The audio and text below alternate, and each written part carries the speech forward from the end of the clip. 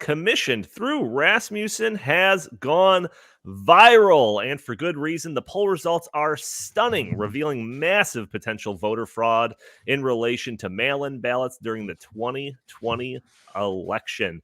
Also, our poll asked respondents to weigh in on what punishments Donald Trump should endure if he is found guilty of election fraud crimes. I'll warn you right now, the results are pretty outrageous. We're going to be talking about all this and more on episode 427 of the In the Tank podcast.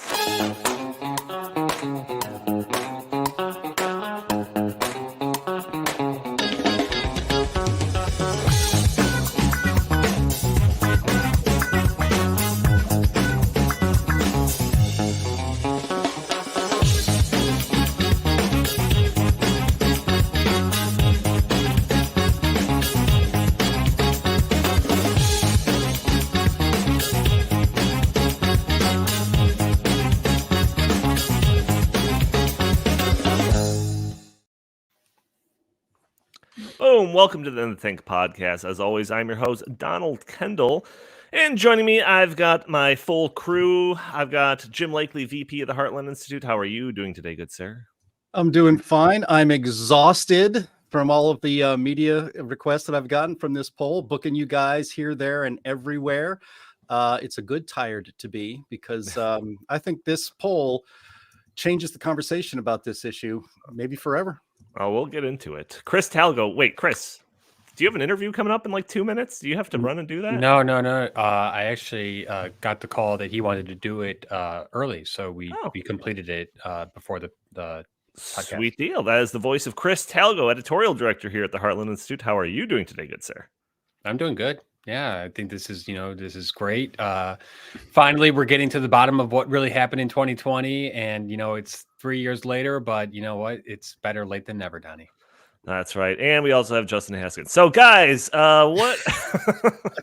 Hey, Chris, you didn't bomb that interview, did you? You did well, right? Of course, I did well. Crushed it. Justin Haskins. It was my good old friend Alan Nathan. Oh, okay, that's right. Socialism Research Center. How are you doing today, good sir? I'm doing well. Fantastic. Not much going on. Been kind of slow lately. We've got a lot to cover, ladies and gentlemen. I am completely sans notes. Yesterday, usually the day before, I'm prepping all of the notes and everything that I want to talk about and some potential questions that I'll ask the table here. But yesterday I was so busy, I didn't have time to do any of that. And of course, it was decided pretty early on that we were going to dedicate the entire episode to the poll and the results and all of that. And we're going to get into it because the media has been running wild with it. Chances are you've heard it on one source or another, whether it be an article coming across your feed, whether it be the radio, or if you're watching Fox News last night or watching the Trump rally last night, you probably heard about our poll. So we're going to get into all of it. But before we do, I always have to put that call out there for everyone, especially those that are listening to the audio only on iTunes. First off, leave a review for us on iTunes. It'd be greatly appreciated. And also, you could join us a day earlier on Thursdays at noon Central Time, where we are live streaming this on Facebook and YouTube and Rumble and Twitter. And you can join the conversation, throw your comments and questions in the chat. Maybe we'll show your comment on the screen. Maybe we'll address your questions on the fly. You can also support the show by using that super chat functionality. We've got that enabled if you want to guarantee your comment or question is read on air. Also, hitting that subscribe button, sharing this content, just hitting the like button or leaving a comment on the video all helps break through those big tech algorithms that prevent content like this from being shown to more people. Gentlemen, the poll. We should probably just jump right into the results. I don't think we have to leave anybody hanging. I think probably a lot of people are already familiar with the results, but we should just get into it. Then we can talk about the origin of it and kind of how far spread the just basically relay what happened over the past 48 hours in regards to this poll. But let's just do it because it was released in two sections. I'll just talk about the first section first. We can get into the second section towards the end of the episode. But the poll was basically designed to get to the bottom of potential voter fraud, talking about mail-in ballots. So this poll commissioned through Rasmussen. They reached out to people that voted in the 2020 election and asked them just straight up questions about whether or not they committed fraud if they were using mail-in ballots. And just top line results. 17% of mail-in voters admit that in 2020 they voted in a state where they were no longer a permanent resident. That is fraud. 21% of mail-in voters admitted that they filled out a ballot for a friend or family member. That's fraud. 17% of mail-in voters say they signed a ballot for a friend or family member with or without his or her permission. That's fraud. Even if it's with permission, it's still fraud. And 8% of likely voters say they were offered pay or a reward for voting in 2020. That's fraud. So, Justin, just, I don't know. We don't have to get into the origin of it quite yet, but just your general reactions to these numbers. My general reaction is, you're welcome, America. You're welcome. It wasn't easy. It wasn't easy. Donald and I started out by, years ago having a dream of saving America. That's right. And yesterday or 2 days ago, that dream was finally realized. So you're welcome.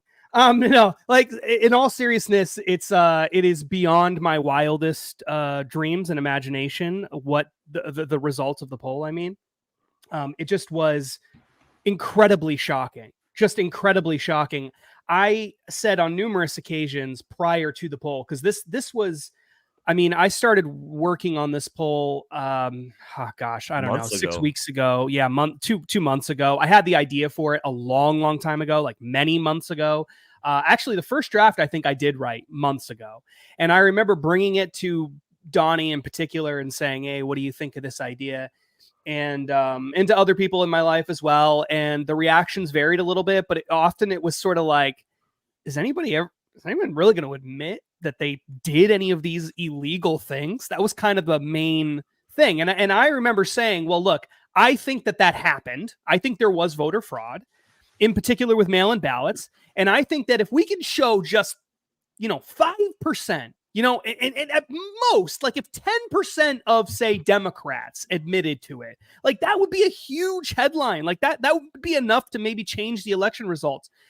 Instead, what we got was something that was like 4 times more than what I ever thought possible. Right. Around 20%. And that's a conservative figure for reasons we can get into a little bit later. But about 20%, about 1 in 5 mail-in ballots, according to our poll, were likely illegal, fraudulent for a variety of different reasons. And it could be actually much higher than that. This unquestionably, regardless of who committed the fraud, so let's just say that right up front, whether this was mostly Democrats or mostly Republicans or mostly Trump voters, mostly Biden voters, putting that aside for a moment, the election was clearly tainted by this. Like, there's just, if this is even close, if even half the amount of fraud that happened here occurred in reality, if even half the amount of fraud we captured in this poll actually occurred in reality, then the election was incredibly tainted. Right. And very possibly we have the wrong person in the White House right now. That's possible. So we need to, I don't know, look into this, start asking questions.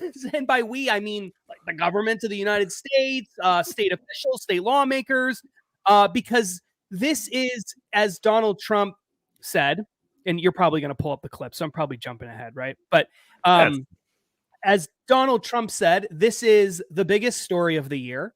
It's the most important poll released in the last 20 years. That's not an exaggeration. I mean, I bet you can't find a poll in the last 50 years more important than this one. Polls are usually not that. So, I mean, this was stunning. The results of it, just beyond anything I could have possibly imagined. Yeah. But I will just say this, because some people have said essentially this just automatically, I'm going to pretend this isn't real because it just seems too crazy. But I will say this, we have never in the history of this country sent the vast majority of people ballots in the mail. We've never in the history of this country had 60-something million people vote by mail. We have never in the history of this country overnight essentially said all the normal verification systems, or many of the normal verification systems we have for voting, we're just going to throw them all out the window. They don't matter anymore. None of those things have ever happened. Never in the history of this country have we had this many people vote as voted in 2020. And So much so that Joe Biden got more, a guy who basically never left his basement for the entire campaign, got more votes than any person who has ever run in the history of the United States of America, including Barack Obama, who was wildly more charismatic and popular and filled stadiums full of people. And by the way, number 2 on that list is the guy who lost in that very same election, Donald Trump, who holds the record for most votes of any person who has ever run for president as an incumbent president. And yet he still lost. And so how do we explain all that? Well, I think this poll actually gives you the answer. A bunch of people voted, committed fraud, and that fraud explains the vast majority of the, I think, 20 million additional ballots that we saw from 2020 compared to 2016. Yeah, so when Justin approached me with this idea, like he said, it was like months ago, and I remember like, oh yeah, it's a really great idea. I just we have to figure out, we have to word it in a way that's not like accusing anybody of fraud, just like did you do this in the most like accepting way, obviously not trying to like pull the wool over anybody's eyes, but not like, did you commit fraud by doing this? Just ask them if they did this, And I still thought, if we were like the luckiest people in the world, like maybe that figure would come in at 5%, which would still be noteworthy considering the margin in some of these states really aren't that big. But yeah, when I saw the results come in on I think it was Friday we got them, I was like, I seriously was like, oh my gosh, I had literally said it out loud. But Justin had this idea, he was talking with Rasmussen about it. They were excited about doing it, but you inevitably had to go to Jim and say, hey, Jim, can we commission this poll? Jim, what were your thoughts when Justin approached you with this idea? Did you have any idea that it could be this big of a percentage at the end of the day? No, not at all. In fact, when Justin, I loved the idea, and it was worded the questions, and you can see the questions if you go to the page that Andy had up all the way through. You see the poll questions and the results one by one. As you mentioned, Donnie, we didn't say, did you commit voter fraud in the 2020 elections? Like, no. We didn't ask, did you help somebody stuff a ballot box, or a drop box somewhere on a street corner at 3 a.m.? No, we didn't ask that. We just described what is voter fraud, and that seems pretty innocent, and shocking numbers of people said they had done those things. So when Justin and I were talking about it, my concern was like, well, this is going to be a waste of money. This is going to be a waste of, this could very well be a waste of Heartland's very valuable resources. And, we're supported by supporters who donate to us to do good work. So my concern was that, if we get a return, if we get results like 5%, I was hoping for at best 10%, a nice round number with 2 digits in it. I thought, that would make it justifiable. It would make a little bit of noise, maybe, among some people in the right-wing media. It might get mentioned on a talk show or two. We might get a couple invitations to speak about it on a radio talk show or something. And instead, when it comes back where 1 in 5 voters admit that they had committed some form of voter fraud, and you have to remember, these questions got to overlap, right? So you could have done one. You didn't have to do all of these things. You could have just done one of these things, and maybe that person did 2 or 3 of those things. So it's remarkable. And so that just absolutely exploded. I mean, it's been all over the media. We have not had a media week this busy in quite a long time, and it's because this resonates with people. This is a number that is so shocking that it is impossible to ignore. And I'm going to get into why I think this absolutely changes the game and the way we can talk about the 2020 election again. We can. And in fact, this, I hope everybody listening and watching this podcast, please like it, subscribe, and leave comments too, because the YouTube algorithm is going to crush us for this. You're not allowed to talk about this stuff. So we decided to hell with it. This is too important. We actually have running on both of our channels right now because this is too important. This is too shocking. This is a real threat to our democracy, as the left and the media like to say. This is the actual threat, not all the other nonsense they dream up. Yeah, I definitely want to get into implications of all this too. But first, Chris, what were your kind of initial takes to either maybe give the answer to both of these? Justin's initial idea and whether or not you thought that it would have a numbers return like this, and when we actually sent the numbers around and you saw just how big they were. What are your thoughts about all of it? Wow. I'm, still a little bit surprised that people were, this honest about the poll. But I think, and I told you, Donnie, this, and I told this to Justin as well, that now that we're 3 years out, I think people are probably going to be much more honest about it, as opposed to if this were done, months after the election or a year after the election. But really, Donnie, what this poll did was it just proved what I already thought was the case, and that is that the 2020 election was not free and fair, and that the mass mailing of tens of millions of ballots it was a very poorly planned idea, and it resulted in widespread voter fraud. I think that that's just like common sense. I mean, I know we're going to go into the details later, but the state election rolls the voter rolls are notoriously inaccurate. And for states like California and several others to just mass mail ballots to every single person who is registered as a voter, I mean, that's just like setting them up for fraud. So I think this just like proves the point that I already thought, and I think that it's probably going to spark a larger conversation that we need to have. Yeah. So I want to get into the implications of it, but it's not super often that we have stuff emanating from the Heartland Institute that goes viral like this. This is probably like the biggest spreading thing that we've done, I think, in my 10 years here. So I just want to do a little bit of a victory lap and kind of outline some of the things that have resulted from this media hits and all of that. So on the first day, Justin, this is Tuesday, right? So the results released Tuesday morning. Justin, you started off the day on Glenbeck, talking about all the different results. And then in the early morning, we saw articles rolling in from the Washington Examiner, Town Hall, Daily Signal. The Blaze published Chris's op-ed. And then we actually saw one of the first responses from the left, and we could talk about this too, from the Washington Post, trying to say, "Oh, there's nothing to see here. Let's just move along. Let's move along." But that didn't do much to stop the flow, because later in the day, Trump posted on Truth Social, and I didn't believe it at first when I saw the screenshot of it on Twitter. But here it is. Andy's got it right here, all in caps. "This is the biggest story of the year, and Republicans must do something about it. Don't be Mitch McConnell and his gang of rhinos. Have to make a move now. Get tough. Get smart. Our country is being stolen." And then he links to Heartland's poll, right? He didn't link to the Washington Examiner article. He didn't link to Rasmussen. He linked to Heartland's post. So that was pretty huge. Later in the night, Breitbart posted it. It was on the front of their page for a while. Just the News, PJ Media. And then, so that was pretty wild. The highlight of that day was Donald Trump posting about it. That was kind of what was keeping me buzzing throughout the rest of the night.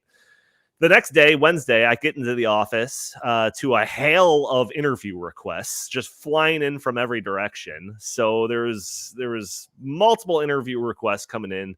Chris fielded like 3 yesterday alone. I was on the Charlie Kirk show in the middle of the day. And on the Charlie Kirk show, he said, during the segment, he's like, "Oh yeah, Trump posted about it. Let's bring up Trump's post." And he read a different Trump post. Trump posted about it a second time. I was like, oh, I wasn't even aware of that one. I've got multiple interviews coming up. I got one later on tonight. I got a couple going on tomorrow. I think, Justin, you've done a few. Jim's done a few. It was an all hands on deck sort of thing to field as many of these requests as possible. Tim Pool covered it. Justin got a message from a certain producer, which was pretty exciting. Justin, do you want to reveal that, or is it like a secret or anything? Or yeah, well, so I mean, it's on 100% final. Obviously, it's not 100% till it actually happens. But I got a phone call from Tucker Carlson's producer at his new network that he just launched actually this week. And he told me that the producer told me that Tucker Carlson is incredibly, incredibly excited about the poll. loves it, wants to have someone, wants to have me on to come talk about it with him. Remembers the days fondly. They didn't use that term, but that's how I interpreted it from when I used to go on the show back when he was at Fox, and that they want to do a deep dive on the poll. And so right now we're tentatively scheduled for next week. We're going to be doing that. I got to go to a studio again, which is like a nightmare. As Donnie knows, I hate going to remote studios, but I got to go to a studio to do the interview remotely. It could fall through. We'll see, but I don't think so. The way they talked about it, they're very excited about it. So that's obviously huge. It's going to be and I mean, and Donald Trump citing it twice, and he also brought it up at a campaign rally, right? That's right. Yeah. As Yeah, well. So yeah, there was like I mean, another wave of articles that came in that was relating to Trump's call for action. Zero Hedge, Washington Examiner ran another piece. The Epic Times. It was on Jesse Waters on Fox last night. And then, yeah, I thought the next Trump rally was on the weekend. So I was waiting for Saturday to see if he brought it up. And then I just noticed, I saw like through some notification that he was actually having one in Iowa, like a rally last night. So of course I tune in, and within the first like 5 minutes of the whole thing, but it was of the broadcast that I saw, he brings up the poll as being like a super important thing. I was just like, oh my gosh, like could this be spread any further? While Justin was talking, we did get a super chat from Christine saying, congratulations, Heartland. Now your voice is really being heard far and wide. Thank you, Christine, for that. But yeah, I mean, Jim, I mean, you've been in the organization a little bit longer than all of us. How does this rank in terms of media coverage of something that we've been a part of? I think it's absolutely number one because, for one thing, it's not done yet. Right. Mark Levin, I know it's going to keep going. I mean, Mark Levin mentioned it on his nationally syndicated radio show last night. Mike Gallagher mentioned it on his nationally syndicated show last night. I've been collecting. Well, huh? Dan Bongino as well, another national. Well, yeah, Dan Bongino's show as well. Yeah, I mean, I'm having trouble. I didn't make a whole list, but I've been trying to collect as many of these audio clips as possible. In fact, I'm starting to build a media reaction page that you can find at heartland.org on this with the clips, the audio clips of these people talking about it. I mean, I've never seen anything like it with Heartland, and what's amazing is because this again, this kind of, it gives people permission to talk about this topic again. I mean, everybody knows who watched the 2020 election unfold that this didn't seem right. They knew it in their gut. And so, but whenever there's been plenty of talk and plenty of so-called evidence brought forth to, supposedly prove that the election was rigged or stolen, and stuff like a clip. I think I saw one just a couple of weeks ago. Clips of somebody going to a Dropbox and putting like 300 ballots in it, which is illegal. We've all seen the clips of them blocking the windows as they did the count, or a van, security camera of a van pulling up behind the building and bringing in all of these ballots at 3 a.m. And those kind of things, while I think they're pretty strong evidence that the election was fishy, it could be explained away by the apologists for the regime and the people that try to control our speech in this country by saying, well, you don't know what was in those boxes. You don't know what those ballots said. And so, but this cannot be denied. That's why I think this actually changes the conversation going forward, because we need to talk about it. And I think we should all be talking about it. And this gives people permission to talk about it again, because 1 in 5 voters who mailed in their ballots admitted to one form or another of voter fraud. That can't be denied. You can't just say, well, that's a deceiving statistic, or you don't know what that camera actually shows, and just because they won't let you film the count or supervise the counting of the votes doesn't mean that they didn't count it accurately. This can't be denied.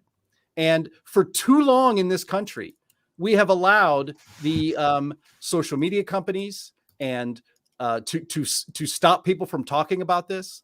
We've allowed, the media has been gaslighting us, pretending that none of this stuff ever happened.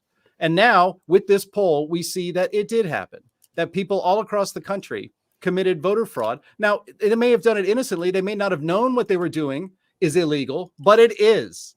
And so now we need to talk about it. And now we should talk about it. And I think this is going to be a big topic all the way through to the 2024 election. Because if we don't get a handle on stopping, and there are almost no safeguards to stop almost all of this.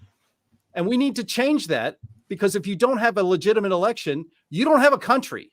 You don't live in a representative republic. You don't have democracy, as the left says. You have something very different, and it's not a government or a society in which the people choose their leaders. It's definitely something else. Yeah, there's a comment on the screen right now talking about the idea that the numbers that we're saying, the 1 in 5 or the 20%, probably understate the numbers. And one of you said this. I think, Jim, you were talking about this, that there's an overlap, surely, but not perfect overlap. So the number, this is like a minimum number. And not only that, but like, I can imagine somebody getting this poll and them asking, these questions. And I can imagine somebody's like lying and saying that they didn't do it, even though they did.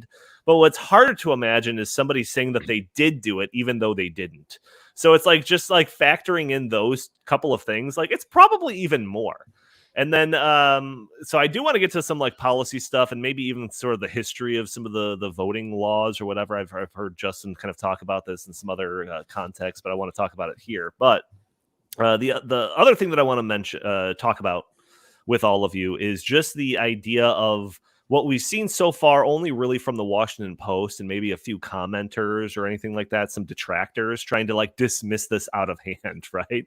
And the Washington Post article was probably one of the most embarrassing rebuttals to a story that I have ever seen. It was just full of faulty logic and terrible, just like takes on all of this polling in general. But one of the things that I said, and I'll let you guys respond to this, but one of the things that I said is like, if there's people that are questioning this, like go do a poll. Go do a poll with someone that you think is even more reputable or whatever. Ask the questions how you that you wanted the questions to be framed, and I want to see what your results are, because maybe it won't be 20%, but are you going to be content with 15%?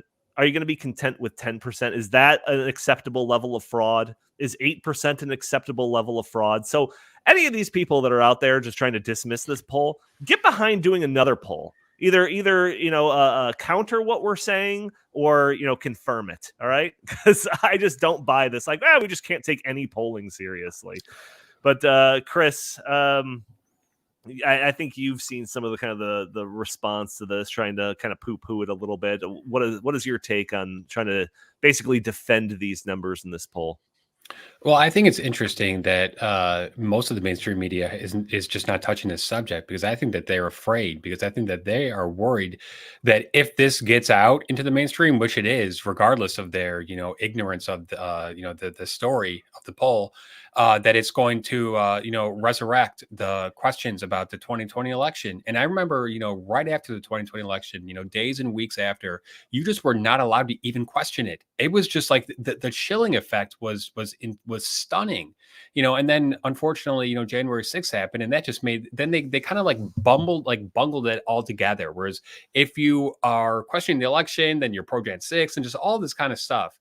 But now I think that the dust has settled and we're a couple of years out. I think that people are starting to, take a clear-eyed, approach to this. And I think that this poll, just resonates with most people, because like Jim said earlier, common sense dictates that what happened in 2020 was, not normal. And it was, probably, full of fraud, and, the mass mailing of the ballots, just all the shenanigans that happened, the ballot harvesting, in Detroit, where they put, they covered the window so you couldn't see what was going on.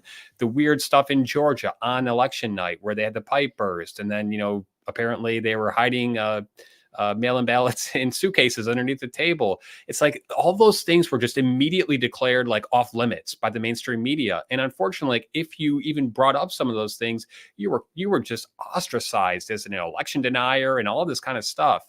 But I think, now that we are actually getting closer to the 2024 election, people are starting to look back at 2020 and say, hey, wait a second, we want to make sure this doesn't happen again. So let's go back and, kind of, like look back and see what happened. And I think that this poll is, striking, is lightning in a bottle, because it really just, I think it hits home with so many people who are afraid to voice what they really thought at the time. But then they look at this and say, yeah, I knew it. And that's why it is, making, so much, hay in the media. Yeah, Justin, take us back a little bit here, because what is the context of this? I've seen some people talk about it and be like, oh, well, is this just for 2020? Like, what's the mail-in fraud rate of elections prior to 2020?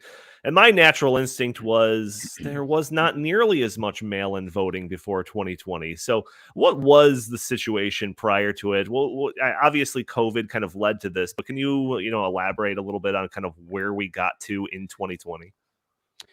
Yeah, so the highest, roughly speaking, the highest percentage of ballots that had ever been done through the mail prior to 2020 was around a quarter.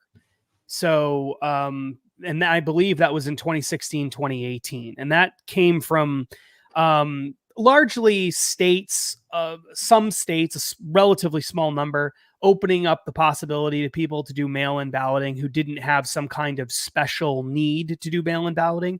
Some states have allowed that for a while, but very few. The vast majority of places, generally speaking, you had to have some kind of an excuse in order to vote by mail. So you're in the military, for example.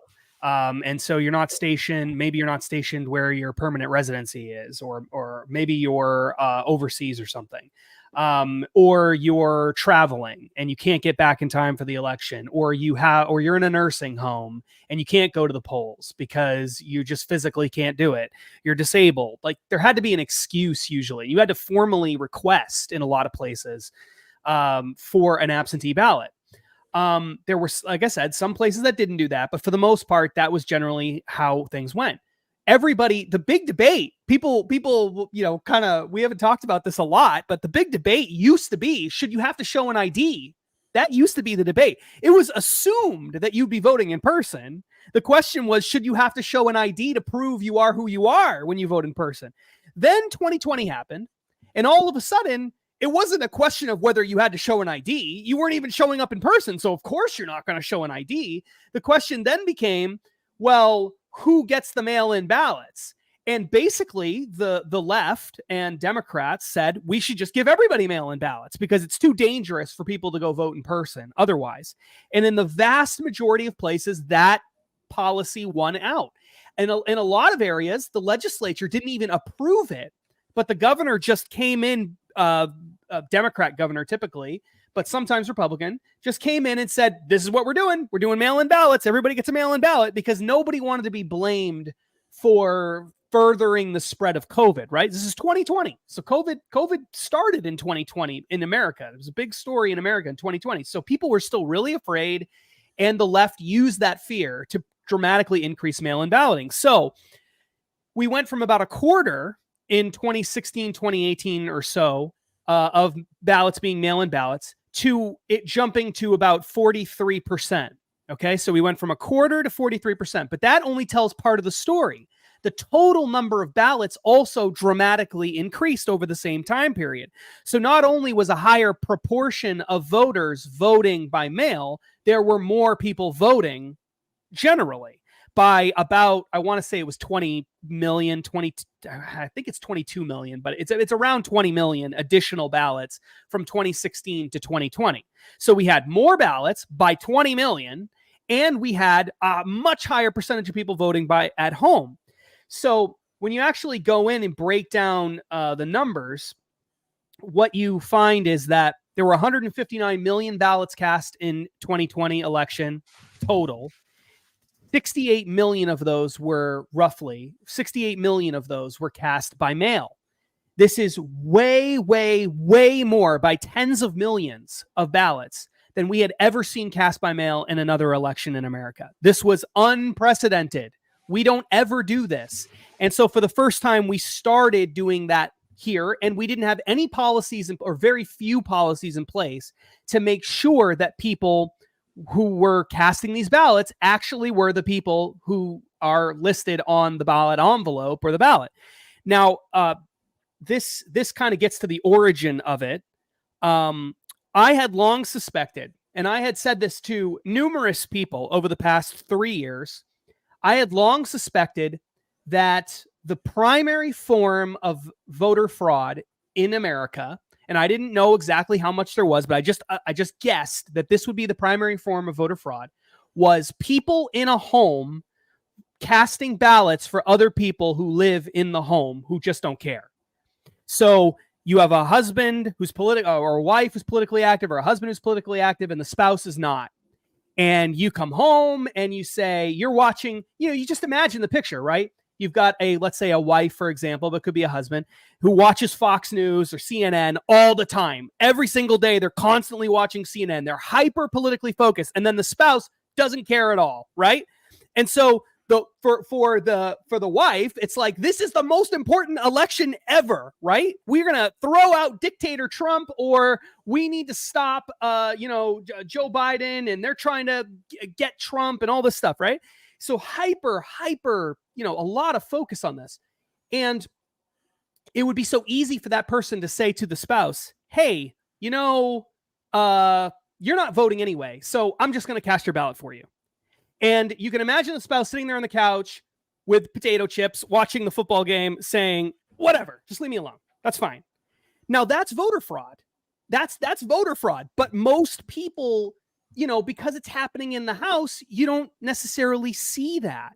And so I long thought that kind of thing was prevalent, because you're just sending ballots. Everybody's trapped at home. It's 2020. Nobody can do anything. You're sending ballots to everybody. Everyone's just sitting around driving each other crazy.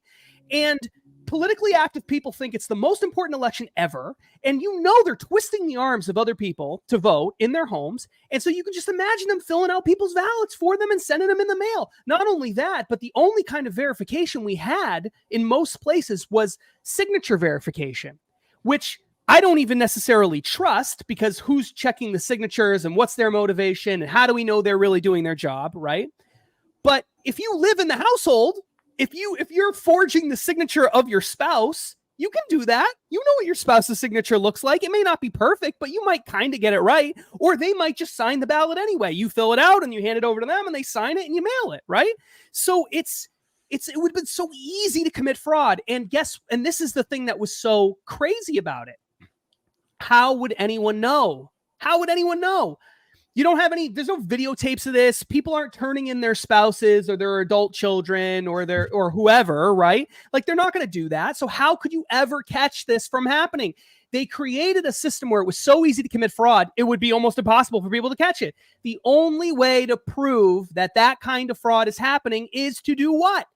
Ask people if they're doing it and hope that they're honest. And that is exactly what we did. That was the genesis of this whole thing. Let's just ask people and see what they say. And so we did.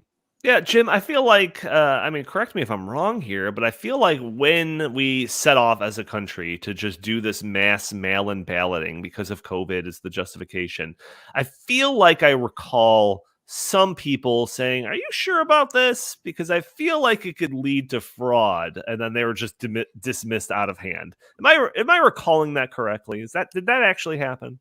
You are. First of all, when last time I was on, you heard some clicking going on in the background. I had my tiny fighting Trump doll getting ready here, so I apologize for that from before. But yeah, that's what we were told. And another thing that you showed that Washington Post piece that I guess Philip Bump is a complete lightweight and a joke in journalism circles.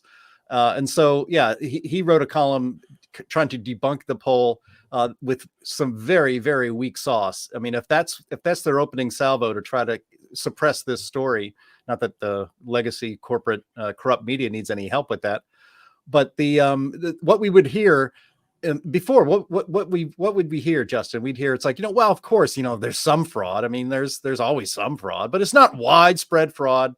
And it is not at the level that could affect the results of any election. Georgia, what was that? 30,000 votes? Arizona, what was that? Yeah, we looked these up, but it was only just tens of thousands of votes. I think in one place it was under 10,000 votes, which is what swung a state one way or the other. What this poll shows is that we're not talking about a little fraud here and there. 1 in 5 votes mailed in were fraudulent. That's not a little bit. That's widespread fraud. And Justin, you're 100% right. It was a system set up to make it easy to throw an election, to commit voter fraud. If you are interested at all in having an election in which people will trust the results, you can't do this. And so you have to ask yourself, who is interested in let's just put it this way. Who doesn't care whether half the country will buy the results of the election as legitimate? The people that are in power right now, that's who, because they don't care about the integrity of the elections. They don't care about half the country, frankly, and don't give two poops about whether or not voters for Donald Trump think that the election was legitimate. They actually don't even care about that. All they care about is power. Power is all they care about. And so if you wanted to set up an election system in which you could assure that you were the ones in power, this is what you would do. As Justin said, it's impossible to verify these things. We go on a trust system. You just trust. And again, in the past, an absentee ballot, you'd have to have a good reason for one. And in 2020, we threw all of that out. People in the comments here have noted that, they had several ballots mailed to their house. We saw story after story after story about people, that were in, they would get multiple ballots mailed to them, or they would have it with the wrong address. And so they would throw them out because they had integrity. But there were all of these unsecured, easily fraudable ballots all over the place in 2020. And you couldn't talk about it. You weren't allowed to talk about it. Social media conspired with government to stop us from even talking about this. Mind you, Democrats have not accepted the results of a presidential election. Actually, they've only done it twice in the last 23 years. When Obama was first elected and when Obama was reelected the second time. Those are the only two presidential elections Democrats have ever called legitimate. To this day, there are members of Congress who will say that George W. Bush was not a legitimate president. And then, of course, Donald Trump wasn't a legitimate president. Jamie Raskin, who was on that farcical January 6th committee, stood up in Congress in 2016 and refused to certify the election. All of these things the other side gets to do. And when there is lots of evidence in 2020 that things were not on the up and up, anybody and everybody is silenced, shamed, and suppressed and knocked down for this. And Chris, you mentioned January 6th. Do you know how and why you get a January 6th incident? What the left would call direct action? Mm-hmm. Because you don't allow people to talk about it. That you don't allow people to, you don't allow any investigations into this. And the reason is because once an election is over, judges, the judicial system in this country is extremely reluctant to overturn an election. It very rarely happens. It happens sometimes. I think it's happened a couple times in the last year or 2 years in a local election, like a school board or a city council or a mayor's race. There is no way the Supreme Court was going to stop the certification of that election. It just would never happen. And the ones who cheat, and cheating does happen, know this. So they don't care about any of that. They just got to get across the finish line with one more vote than the other guy. And then it's over. And so we have to, in 2024, I hope that members of Congress are reading this poll. I hope that states across the country that are controlled by people who care about elections have read this poll. We must put in place protections for the vote, because there is nothing more sacred than that. Every single fraudulent vote cast takes your vote away, cancels you out, makes you a nobody in your own country. That cannot be allowed to happen in the United States of America. This has gone on long enough. It has to stop. Hey, Donnie, I just want to add a couple of points real quick. I find it ironic that during the COVID-19 pandemic, you were allowed to go and protest, for social justice, for George Floyd.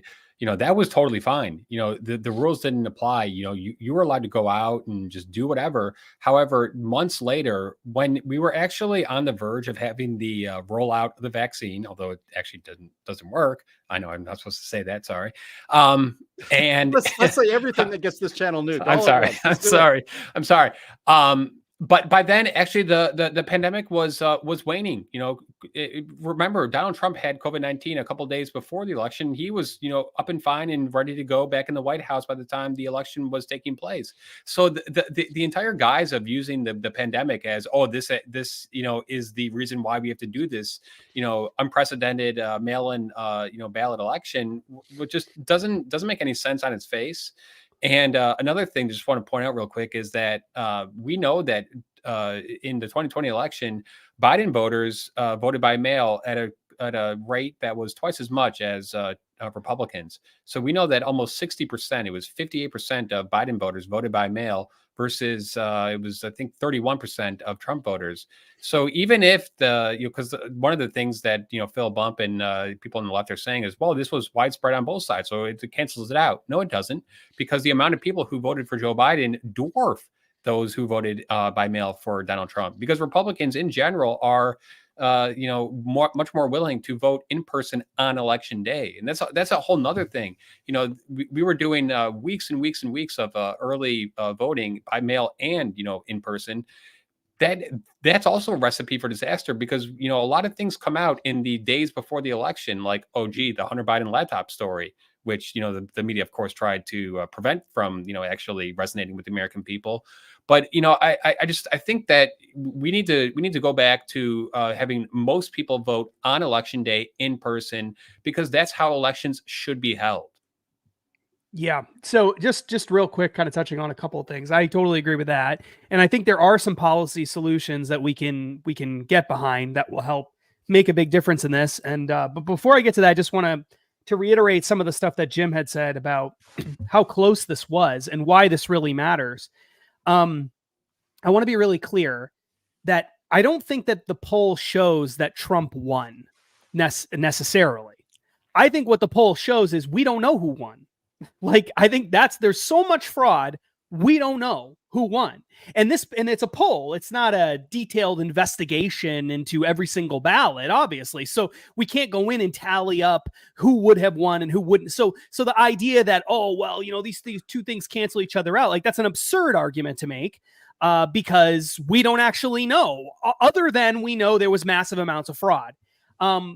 The other thing that I want to talk about is specifically the states, just to illustrate that point that we don't know. I mean, this is ironclad proof that we don't know. When you take what we have in our poll, even if it's twice as high, those numbers, voter fraud, 1 in 5, even if that's twice as high as what it should be, there's a really good chance that the election could be different, could have gone differently if we didn't have mail-in balloting, even if that's just half the fraud occurred, or even a quarter of the fraud occurred, because in key swing states, the election was so close. Jim referenced this earlier. It was so close that even a tiny, even 3% of mail-in ballots could swing it one way or the other. So in particular, in Georgia, the election tally was Biden won. Keep in mind, there were 5 million votes cast, almost 5 million votes cast. Biden won by 12,000 votes, less than 1%, 12,000 votes. In Arizona, there were over 3 million ballots cast, and Biden won by about 11,000 votes, 10,000 something votes. Okay, so 11,000 votes in Georgia or so, 10,000 votes in Arizona. In Wisconsin, it was 20,000 votes with over 3 million ballots cast. So we're talking about tiny fractions of a percent. We're talking about 20,000 ballots, 10,000 ballots out of 3 million ballots. We're talking, this is by our poll goes way beyond that difference. So to say that we know for sure that Biden won is absurd. We can't know for sure that Biden won unless our poll is 100% wrong. I mean, if it's even 75% inflated, it's still indicative of a fraud that may have changed the outcome of the election depending on what happened in these specific states. That's really, really important. So how do we deal with that? Well, earlier it was said, I think by Chris, but it may have been Jim, vote in person. We should be voting in person. And that's obviously true. The problem is, in a lot of states, that's just politically, it's not going to happen. They're not going to do it, right? So is there any way that we can have mail-in balloting for people beyond just the people that actually need it for physical disabilities and stuff like that, which is valid. Is there something we can do? And the answer is yes. There's something that would maybe not cut out all the fraud, but would cut out most of it. And that is make signatures for ballots be notarized. If you have to notarize the signature before you send it in, a notary is a person who's been given a stamp of approval by the government that they can verify signatures. They have to give a notary stamp and a number so you know who the notary is, right? So why not just have notaries as a requirement for these signatures? The responses to that is going to be, well, notaries are expensive. Some people will say that's not true. If you have a bank account, your bank will notarize documents for you, usually for nothing at all. Their government buildings have notaries, and we could create some sort of government program that provides notaries for free there. We could have people come. I don't care. Create a program that has notaries come to disabled people's houses and give it for free. If we do that, like, I don't care. Notaries without borders. Got it. Yeah. Notaries. Yeah. Notaries on wheels, right? Like, why can't we have that? Why can't we have notaries on wheels? We can. There's no reason why we can't have signature verification. The truth is this. The reason we don't have that is because people want fraud to happen. That's the only reason you wouldn't support that. You could come up with a solution to make it easier to do or whatever. The fact of the matter is, a lot of people in that situation would just say, well, if I have to go to a notary, I might as well just go and vote in person. Which is exactly right. You should go and vote in person. So I think that's completely valid. One last thing, there's 3 states that's not some crazy harebrained, idea. A lot of states have required that at a variety of times for certain people in certain situations. Notaries are required for all kinds of legal documents. If you're buying a house, for example, if you are doing an adoption, a whole bunch of things, you have to get things notarized. That's a common thing. And 3 states already have this on the books. They require absentee ballots to have notarized signatures. 3 states already have that.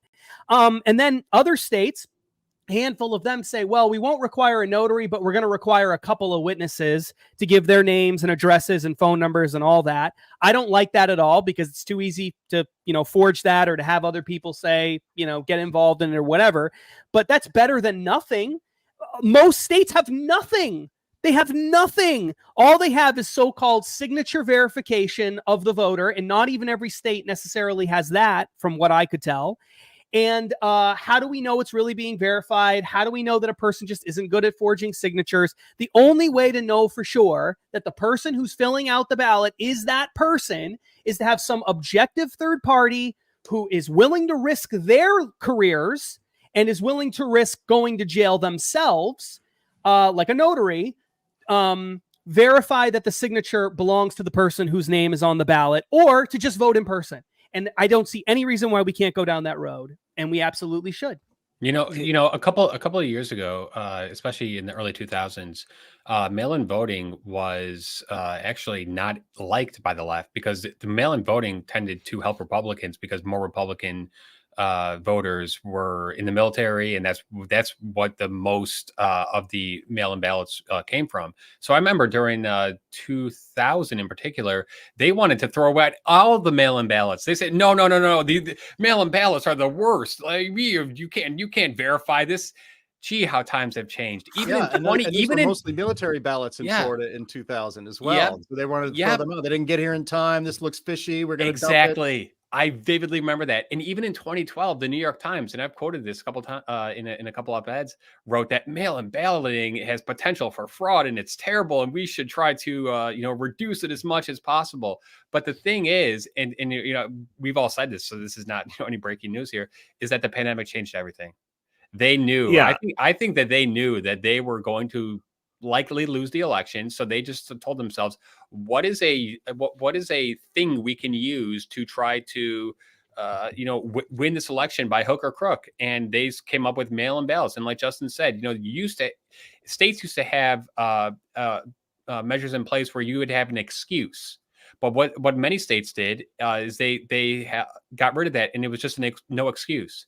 Also, most states, they would never in a million years mass mail the ballots to the voter registration rolls because the voter registration rolls are notoriously inaccurate.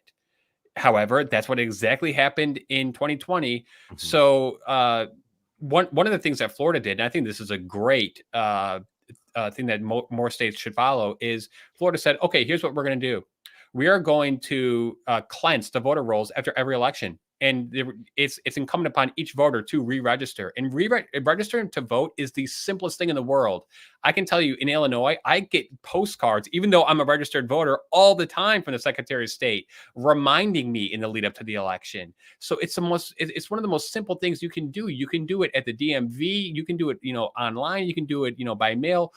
Registering to vote should be a requirement, and we should make sure that it is done in a timely manner before the election so that we aren't using outdated voter rolls with people who live in different states or have moved or who have died who are still on the voting rolls, because we'll never know what happened to those ballots that got mailed to those people. I live in an apartment complex, and I can tell you that there were ballots, all over the place in the lead up to the 2020 election. And that's crazy. That should not have happened.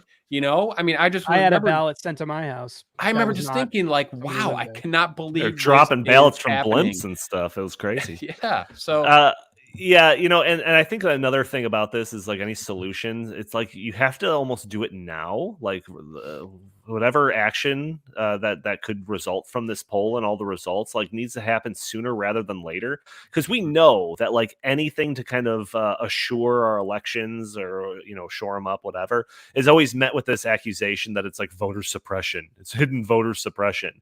So if you wait, obviously all this stuff was done, pandemic, unprecedented, all this types of stuff. It's like we're not in that anymore. So let's change it. Let's change it back. And now the longer we wait, the more likely we're going to be met with this accusation that whatever reverting it back to how it was is just voter suppression. So it's like this action needs to happen like sooner rather than later. But we're already almost at the hour mark, but I did promise we'd get to the second part of our poll. So we're going to quickly get to it. There was a whole nother section of this poll that released a day earlier. Probably won't get as much media attention, I assume, but some of the results were pretty crazy. This was all asking about Donald Trump and the legal issues that he finds himself in and people's positions on issues that relate to that. So, top line results that we got here. 47% of likely voters believe Trump guilty of alleged crimes to overturn the 2020 election, including 72% of Democrats and 20% of Republicans. 18% of Democrats, likely voters, think Trump should be punished by jail for life, permanent exile, or death if found guilty. Almost 1 in 5 Democrats pick that as an answer of what his punishment should be. 77% of Democrat likely voters think Trump should be banned from running for public office ever again if found guilty. 48% of likely voters say media members who alleged election fraud should be criminally punished if Trump found guilty. So yeah, that is pretty crazy, Jim. It says 48% of Democrat likely voters believe media members who alleged election fraud should be banned from public speaking, receive prison time, or a combination of both. So are we included in that, Jim? Do the Democrat likely voters want us in jail? What are your takes on these results? Well, as I think I joked with in a text with Justin that this poll itself is a perpetual punishment machine, because you can they haven't invented a perpetual motion machine yet, but we have a perpetual punishment machine here, because first of all, I just want to back up a little bit. So the idea is like Trump is guilty of the crime of trying to overturn the 2020 election. Okay, that was the wording in the poll, and people responded that yes, he did that, and a lot of people think he's already guilty before there's any trial. The trial is ridiculous anyway. But let's just examine that. Did Trump try to overturn the 2020 election? The answer is yes, he did. I would have answered yes to that. Do I think Trump tried to overturn the 2020 election? He did, through entirely legal and constitutional means, through means that the Democrats and the left were trying to do to him in 2016 and tried to do to George W. Bush in 2000 or 2001, I guess, when the certification would have happened. So spare me this garbage too.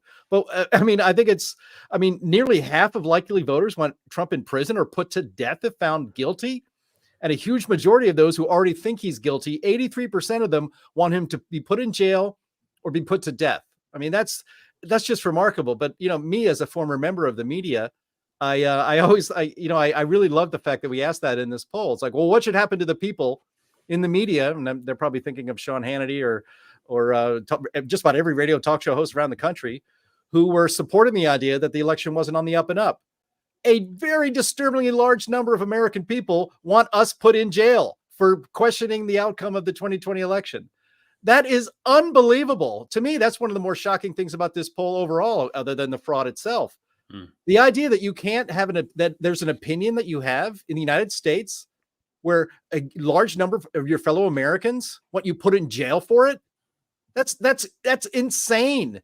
And then there was other forms of punishment too. I don't think too many people thought that talking about this should be the death penalty, although there must have been one or two people who thought that. But there was also the option, there was jail for 5+ years. There was jail between 1 and 4 years. There was in jail for less than a year. But there was also another punishment option, being prevented from speaking publicly, presumably for the rest of your life. And so there are a lot of Americans who think that you shouldn't be able to, like Hannity should be taken off the air. Tucker should never be able to start his own news network and be on Twitter. I mean, that is insane. And, you just wonder what's happening to your country. There's so many questions in this poll that reveal things that are very dark. It's very dark to think that your fellow Americans should be put in jail, have their freedom taken from them, have their lives ruined, because they look around and they looked at what happened in the last presidential election and think it's kind of fishy. The idea that should be punishable by jail or death or forever being silenced, there's hardly anything more un-American than that. Yeah, Donnie, just real quick, the free speech element really, really struck me because, I've been watching these congressional hearings this week with the Ivy League presidents, and the Ivy League presidents are saying, well, it's okay to say gas the Jews. It's okay to say, whatever you want. But you can't even say that the 2020 election might have been, not on the up and up. I mean, it's just the contrast is so incredibly stark. And just one more quick point about what Jim was talking about. When I read the wording of that media people who have questioned the 2020 election should not be allowed to speak in public, I mean, I took that to the nth degree. So should Sean Hannity not be allowed to take a megaphone and walk into Times Square and say, "Hi, I think the 2020 election was," it's like so should Sean Hannity like literally be muzzled for the rest of his life? Should his should he have his vocal cords ripped out? I mean, that just goes to show how how rabid they are about this thing. And I think that goes back to my earlier point is they are so worried about the truth coming out that they will go to any degree to prevent the spread of the truth. And one of the things that I've always that I've always tried to do in my life, and especially here at Heartland, is just seek the truth wherever it takes me. And I think that this poll is symbolic of that. And the mainstream media and the intellectual left, they just don't want this to even get out there. And that's a very, very dark place that we're entering, where they don't want the media to even talk about the things of the day. Wow. No, yeah, it says banned from public speaking. It didn't say banned from public speaking on a certain topic. I think it was just no speaking period. Right. I mean, I read it. Yeah, that's how I read it. Yeah.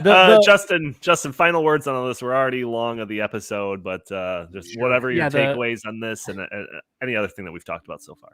Yeah. So just to make it entirely clear, because I don't think that we brought this up, and it wasn't actually immediately evident to me, but then as Chris and Jim were talking about the second part of the poll, I remembered this. To say that you want to ban someone from speaking or put them in jail because they question the election is unconstitutional. Blatantly unconstitutional. You have a constitutional right. See, it's one thing to say, well, Trump tried to overturn the election. Now, I think he has a constitutional right to think that the election is fraudulent and whatever. but they're saying that there was an action there. But on the media side, all these people are saying is, yeah, they questioned it, so they should go to jail and be fined or not, or banned from speaking. They should have to be punished too. It's like, well, that they have a constitutional right to say that. Like I don't even understand the mindset of the person who wants to do that. Is so authoritarian and is unreal. When we asked people, so one of the things we were reading the results off earlier, the results were for people. It was by party affiliation and stuff like that we talked about, but it was of people generally that we asked. So all 1,000 plus people, 1085, all those people, how did they answer the question? And then by party affiliation, right? But we also have a breakdown of how the people who said he was guilty, specifically what they said, right? So of the people who said that the media was guilty, or that Trump was guilty, so the media therefore is also guilty, right? Of those people, it was even higher. It was 60% of those people, Democrats, 60% of Democrats said it should either be a speech ban, prison for less than a year, prison for more than a year, or both a speech ban and prison. And 32% said that it should be a fine. So 60% had of Democrats have an incredibly harsh, all unconstitutional. It's unconstitutional to do this. 60% of them want to either put you in prison or ban you from ever speaking, or both, if you question the election, among the people who thought that he was actually guilty, that President Trump was guilty. For President Trump himself, among the people who thought that he was guilty, it was way worse than what we said earlier when we reported that. Among the people who said prison, permanent exile, or death among Democrats, it was 89%. So of the people, of the Democrats who say, I think Trump is guilty, 89% said he should either go to prison, he should be exiled, or he should be dead. That's 89%. Right. So we're talking about like wildly authoritarian tendencies amongst people on the left. When that has anything to do with Donald Trump, they have these wildly authoritarian tendencies. Now, can you imagine for a moment if back in the day, let's say when, like in the 90s or something, you had Republicans come out and say, anyone who says that gay marriage should happen before gay marriage was allowed, anyone who's pro-gay marriage, they should go to prison. What would the left say if the right had done that? Or what would the left say if Republicans were saying, if we win the election, we're going to put anyone in prison who says that the election wasn't stolen. Anyone who says the election wasn't stolen, we're going to jail. Can you imagine what the left would say in that case? And that is exactly the kind of thing that they're totally comfortable. It's like a warm, cozy blanket that they wrap over themselves. This authoritarian, just throw anybody in prison, fine them, shut them up, don't allow them talk if it has anything to do with Donald Trump at all. And it is actually a shame. It is a shame in a way that the second part of this poll is technically published as two polls. It is a shame that the second part of this poll got absolutely buried, crushed by the other poll, because this is really important stuff too. It's just, this was our backup plan. Time for one poll. If the first section came out and like nobody admitted to it, this was our backup plan. Well, at least we could run with this half of the poll. It was. So. It really no, was. but Donnie, I think it's always important to put the shoe in the other foot. Could you imagine in 2017 if Donald Trump came out and said, by the way, you're not allowed to question the election. You just can't do that. I mean, like the left would lock up Hillary. Go bonkers. Right. No doubt. It reminded me of the last big poll we did with Rasmussen was actually, I looked it up the other day, it was in January of this year. So it's like 11, 12 months ago. And it was about COVID. So let's mention COVID so we can get this, we can get banned for several. We hit the trifecta. Great. But I don't know, I forget the number, but it was a disturbingly large amount of people who said that if you didn't have your, there you go. If you're a parent and didn't have your kid vaccinated, that the state should take that child away from you. Right. I mean, that's and it was mostly Democrats. It's like this authoritarian instinct on the left, and increasingly the Democratic Party is one controlled entirely by radical leftists who are authoritarians and who just seem to be really almost sexually excited by tyranny, and so they will take your children away from you if you don't want them vaccinated. All of the oppression that we had through COVID was all brought to us by the left, and then and the left controls our institutions. And until we can win a fair election and start to throw these people out, one of the things that excites me about the parts of the Republican debates that I've seen is the idea that they're going to fire. I think DeSantis said, when I get in office, I'm going to fire all these people. Like the Justice Department, 80% of you guys are getting fired. We have to retake all these institutions. I'd like to believe that could happen. I don't really think it would happen, but that's what is necessary in order to protect this country and the freedoms that we supposedly enjoy. Jim, I mean, Donnie, I know we're going long, but Jim brings up such a great point here. And I think that the government institutions are one thing, but we also need to pay attention to the education, because, this is happening because students are being taught. And I was a teacher not that long ago that, freedom of speech is not applicable across the board.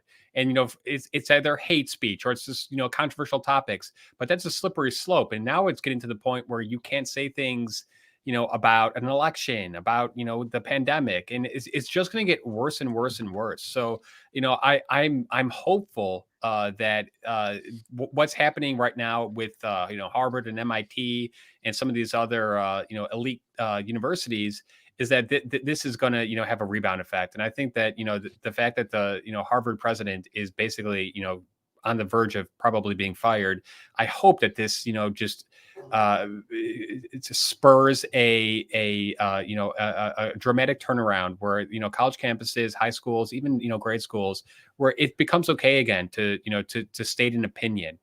Stating an opinion is not hurtful. It's not harmful. Whatever happened when I was a kid, sticks and stones would break my bones, but names would never hurt me. Like all those kind of things, those idioms, they're true.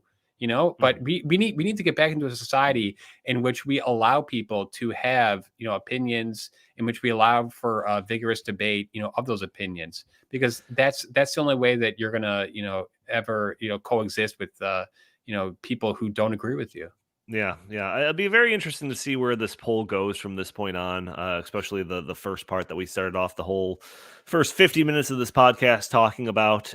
Certainly, it is not it's not out of the media cycle yet. Hopefully, Justin will be on with Tucker next week. I've got some radio interviews coming on, the next couple of days.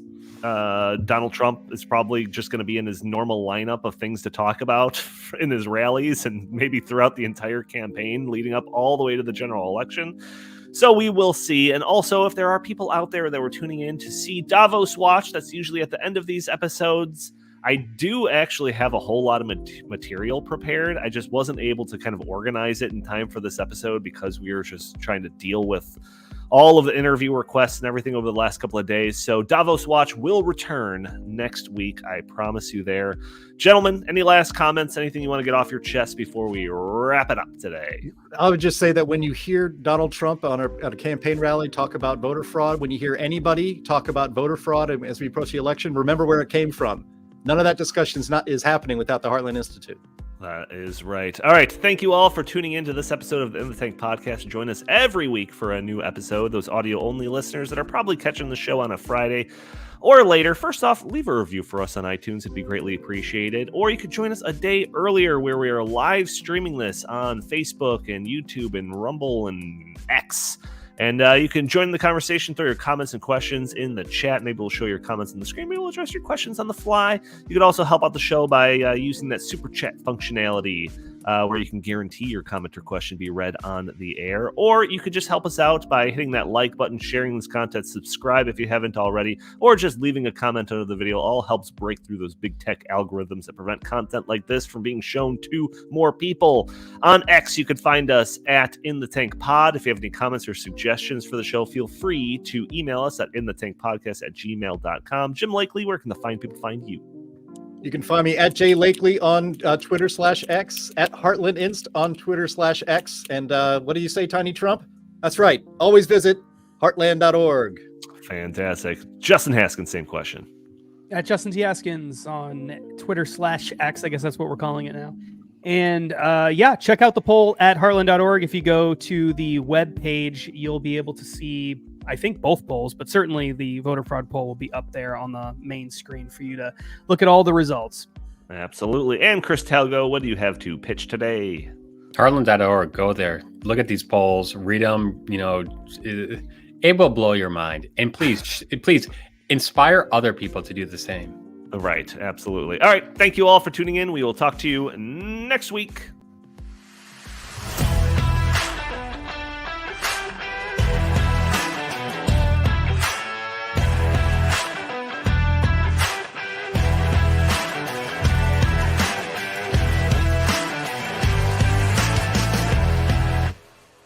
Guys, do not listen to the Emma Tank podcast. It is a dangerous show of dangerous men with some dangerous malarkey, and I do not stand for it. All right, where's my Vice President, Condoleezza Rice?